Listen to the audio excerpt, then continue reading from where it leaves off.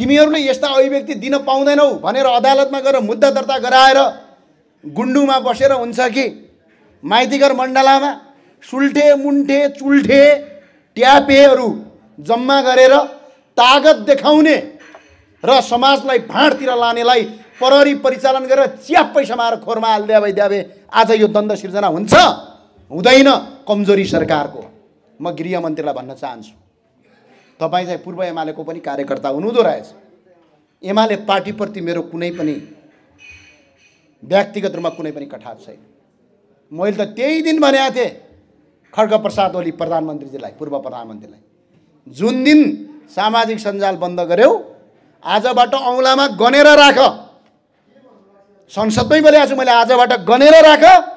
तिम्रो सरकार मात्र होइन, तिम्रो अस्तित्वसम्म समाप्त हुन्छ यो देशमा भनेको थियो। त्यो भएरै छाड्यो।